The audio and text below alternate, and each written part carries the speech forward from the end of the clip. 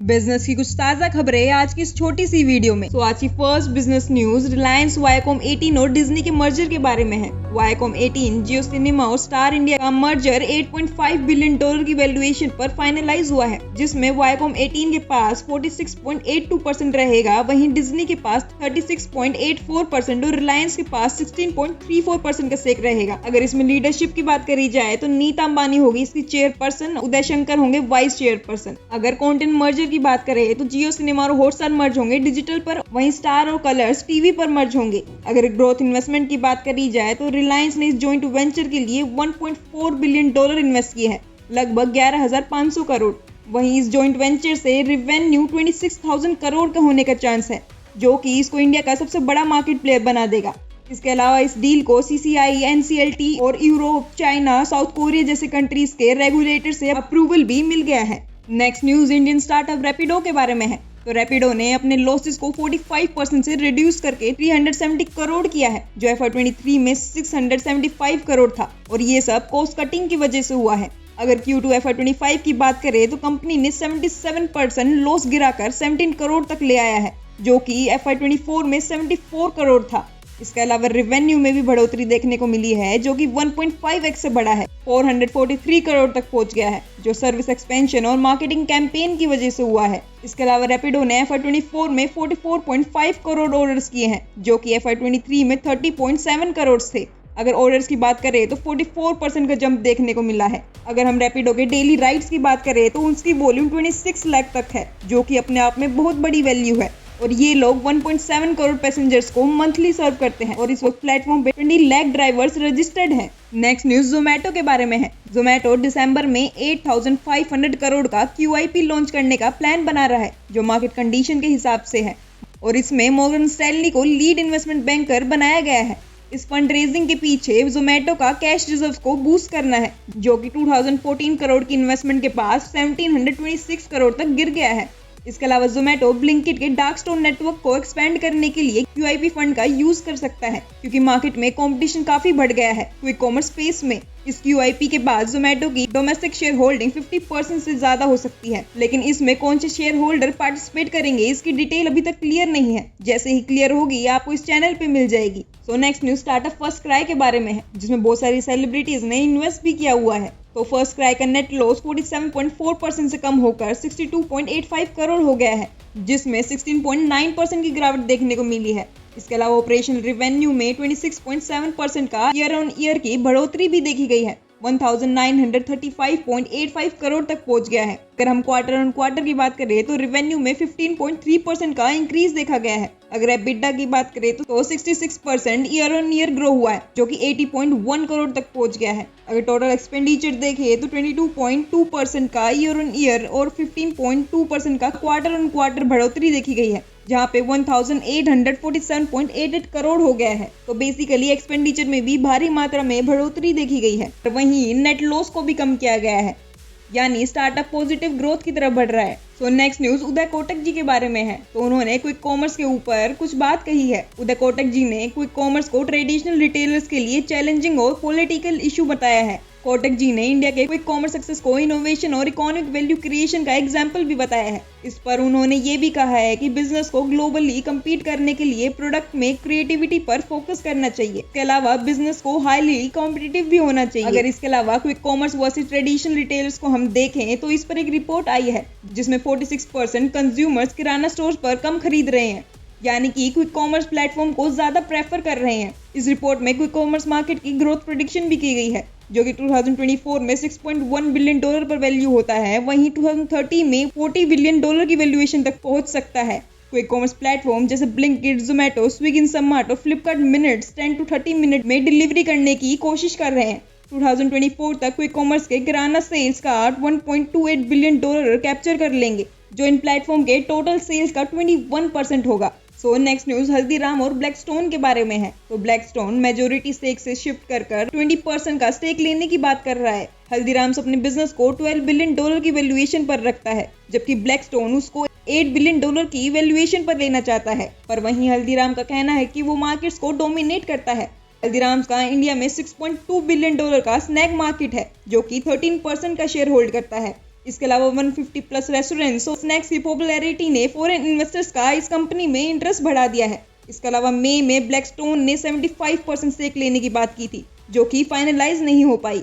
पर इसके अलावा इस वैल्यूएशन गैप के चलते ब्लैकस्टोन ने डील को क्लोज करने की ट्राई किया। उन्होंने पूरा जोर लगाया कि इस कंपनी में बड़ी मात्रा में स्टेक लिया जा सके, लेकिन हल्दीराम फैमिली ने इसे होने नहीं दिया। नेक्स्ट न्यूज ईज माई ट्रिप के बारे में है। ईज माई ट्रिप का प्रॉफिट आफ्टर टैक्स 42.8% से गिर गया है। Q2 FY25 में 26.8 करोड़ तक पहुंच गया है, जो पिछले साल के 46.9 करोड़ से कम है। क्वार्टर ऑन क्वार्टर बेसिस पर प्रॉफिट 20.9% से गिरा। Q1 FY25 के 33.9 करोड़ से। रेवेन्यू ईयर ऑन ईयर 2.1% से बढ़कर 144.6 करोड़ तक पहुंच गया है, लेकिन अगर क्वार्टर ऑन क्वार्टर की बात करें तो 5.2% की गिरावट देखने को मिली है। इसके अलावा टोटल एक्सपेंसेस 17.9 करोड़ तक बढ़े हैं, जो कि 177.9 करोड़ तक हो गए हैं, और ये हुआ है मेजरली एम्प्लॉइज की सैलरी से और मार्केटिंग कॉस्ट की वजह से। नेक्स्ट न्यूज अमन गुप्ता के बोर्ड के बारे में है। तो बोर्ड 2024 में 300 से 500 करोड़ तक का आईपीओ लाने की प्लानिंग कर रहा है, जो कि 2022 में उन्होंने कैंसिल किया था। कंपनी ने आईसीआईसी सिक्योरिटीज, गोल्डमैन सैक्स और न्यूमरस बैंकर्स को ऑन बोर्ड किया है इस आईपीओ के लिए। बोर्ड का टारगेट है 1.5 बिलियन से ज्यादा वैल्यूएशन की, लेकिन फाइनल फिगर आईपीओ फाइलिंग के टाइम पर एडजस्ट हो सकता है। FY24 में बोर्ड का रेवेन्यू 7% से गिरा है, जो कि 3117.7 करोड़ हो गया है, जिसमें वेरिएबल सेल्स का 40% की कमी देखी गई है, लेकिन ऑडियो प्रोडक्ट सेगमेंट में 5% की ग्रोथ देखी गई है, जिसमें 2459.2 करोड़ का रेवेन्यू। इसके अलावा रेवेन्यू गिरने के बाद भी बोर्ड ने अपने नेट लॉस को 38% से कम किया है, जो कि 79.7 करोड़ हो गया है, जो कि FY23 में 129.4 करोड़ था। और नेक्स्ट न्यूज एक स्टार्टअप के बारे में है, जो कि IIT मद्रास से स्टार्ट हुआ है और उसका नाम E-प्लेन है। E-प्लेन कंपनी 2026 तक अपने इलेक्ट्रिक एयरक्राफ्ट का फुल स्केल लॉन्च करने की प्लानिंग कर रहा है। कंपनी का एम है इनोवेटिव इलेक्ट्रिक प्लेन बनाने का, जिससे कार्बन एमिशन कम होगा और एविएशन इंडस्ट्री को रिवोल्यूशनाइज किया जाएगा। E-प्लेन कंपनी का एम है कि ट्रेडिशनल एविएशन को इको फ्रेंडली और एफिशिएंट अल्टरनेटिव देना। अब बात करते हैं कुछ इंटरनेशनल न्यूज के बारे में। आज की फर्स्ट इंटरनेशनल न्यूज एप्पल के क्लाउड डोमिनेंस के बारे में है और उस पर लॉ सूट फाइल कर दिया है। दरअसल कंज्यूमर राइट ग्रुप विच ने एप्पल के अगेंस्ट लॉ सूट फाइल किया है, जिसमें कंपनी पर मार्केट पोजीशन का मिसयूज करने का इल्जाम लगाया गया है, क्योंकि वो आईफोन और आईपैड यूजर को आई क्लाउड स्टोरेज खरीदने पर मजबूर करते हैं और थर्ड पार्टी क्लाउड सर्विस का इंटीग्रेशन को लिमिट करते हैं। इस क्लास एक्शन में €70 पर इंडिविजुअल डैमेज की मांग की गई है, जो अगर 40 मिलियन एलिजिबल क्लेमेंट्स क्लेम करते हैं तो €3 बिलियन तक पहुंच सकता है। इसके अलावा विच का ये भी कहना है कि एप्पल आई क्लाउड को प्रमोट कर रहा है, जिसे यूजर्स अल्टरनेटिव सर्विस पर स्विच नहीं कर सकते और हायर फीस और हायर चार्जेस देने पड़ते हैं, जो कि कंपटीशन की कमी का गलत फायदा उठाना है, और ये इसी के साथ यूके कंज्यूमर प्रोटेक्शन लॉ का वॉयलेशन भी है। एप्पल ने अपने ऊपर लगाए गए इल्जाम को खारिज किया है, ये कहकर कि यूजर्स को आई क्लाउड यूज करना जरूरी नहीं है और company third party storage alternative को सपोर्ट करती है। एप्पल ने ये भी कहा है कि यूजर प्रैक्टिस एंटी कॉम्पिटिटिव नहीं होती, और ऐसा ही सेम लॉ सूट यूएसए में भी फाइल किया गया है। अगर आप एक एप्पल यूजर है तो आपका इस चीज पर क्या कहना है, मुझे कमेंट सेक्शन में जरूर बताना। नेक्स्ट न्यूज यूरोप और मेटा के बारे में है। तो यूरोप ने मेटा को एंटी ट्रस्ट वॉयलेशन के लिए अक्यूज किया है। मेटा पर फेसबुक मार्केट प्लेस को अनफेयर एडवांटेजेस देने का इल्जाम भी लगाया है। कमीशन ने मेटा को एंटी कॉम्पिटिटिव प्रैक्टिस के लिए स्टॉप करने को भी कहा है। 2023 में मेटा पर $1.3 बिलियन का फाइन भी लगा चुके हैं। इस पर मेटा ने कहा कि यूजर्स के लिए मार्केट प्लेसेस ऑप्शनल है, वो चाहे तो कोई और मार्केट प्लेस भी यूज कर सकते हैं, और उन्होंने ये भी कहा है कि वो इस डिसीजन को आगे चैलेंज भी करेंगे। नेक्स्ट न्यूज चैट जीपीटी के बारे में है। तो चैट जीपीटी ने एक नया अपडेट किया है। अब chat GPT various desktop app साथ इंटीग्रेट हो सकता है और इसके AI असिस्टेंट से प्रोडक्टिविटी टास्क और एफिशिएंट हो जाएंगे। चैट जीपीटी ऐप के साथ इंटीग्रेट होकर स्मूथ वर्कफ्लो को इनेबल करेगा, जिसमें यूजर अपने आप इंटरैक्शन प्रेफरेंस को कस्टमाइज भी कर सकता है। OpenAI का फोकस है चैट जीपीटी को एवरीडे कंप्यूटिंग का इंटीग्रल पार्ट बनाना। नेक्स्ट न्यूज जेमिनी ऐप के बारे में है। तो गूगल ने जेमिनी AI असिस्टेंट को iOS पर ग्लोबली लॉन्च कर दिया है। अब iOS user stand alone app को स्ट्रीमलाइन एक्सपीरियंस ले सकेंगे। इसके अलावा ऐप हर कंट्री के iOS यूजर के लिए अवेलेबल हो चुका है। इस न्यू ऐप से जेमिनी का यूज फास्टर और एफिशिएंट बन जाएगा, और ये लॉन्च AI स्पेस में गूगल की पोजीशन को स्ट्रॉन्ग बनाएगा। नेक्स्ट न्यूज ब्लू स्काई और X के बारे में है। तो तो ब्लू स्काई एक्स के जैसा एक सेम प्लेटफॉर्म है। तो ब्लू स्काई ने सरपास कर लिया है 16 मिलियन यूजर्स को, जिसमें वो 14 नवंबर को 1 रैंक पे था। ब्लू स्काई ने ऐड किए हैं 1 मिलियन यूजर्स को एक वीक के अंदर, और इसमें बहुत सारे सेलिब्रिटी का शिफ्ट आया है एक्स प्लेटफॉर्म से।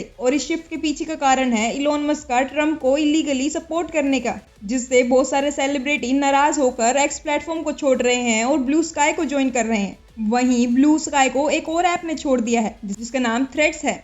थ्रेड को आप सभी जानते होंगे, ये मेटा का प्लेटफॉर्म है जहां ब्लू स्काई ने 16 मिलियन यूजर्स ऐड किए हैं। वहीं थ्रेड ने 15 मिलियन नए यूजर साइनअप्स के साथ ब्लू स्काई को पीछे छोड़ दिया है।